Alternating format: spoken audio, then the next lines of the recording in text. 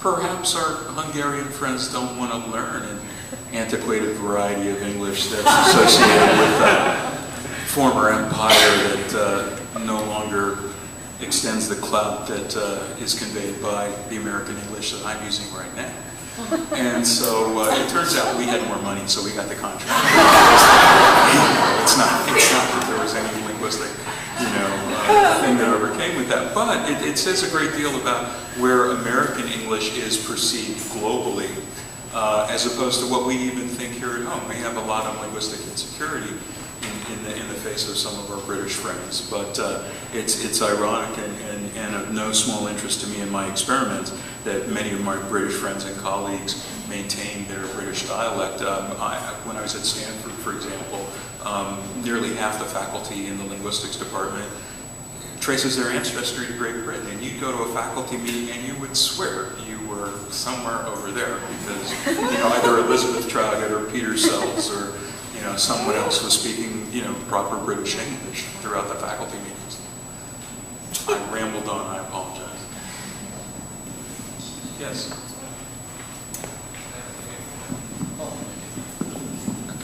Thank you.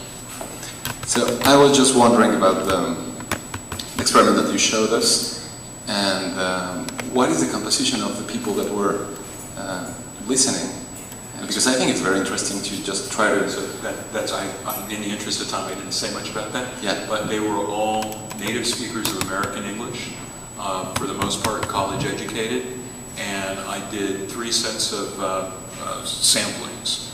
One was a sampling of students at Stanford, another was a sampling of students at Washington University, and then I had access to a retirement community in Newport Beach. And so, my parents lived there. My parents that grew up in the valley, they're doing okay. Yes, yeah. Mom and Dad are spending my inheritance in Newport Beach. All right. Yeah. Yes. Try to do similar experiments with other type of... Yes, we've had different experiments with different people with different proficiency levels.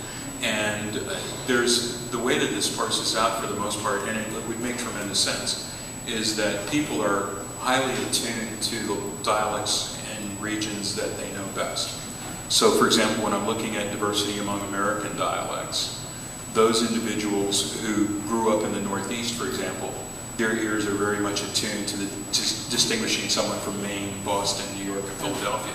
Somebody who grew up in Alabama, their ears are not attuned to that, right? You play Southern speech to the people from New England and people from Tennessee, Alabama, Mississippi, Georgia, all sound the same.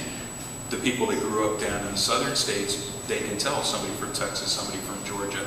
And so those nuances aren't even across racial lines, that's within a particular racial group. And that says nothing about the stereotypes associated with those dialects.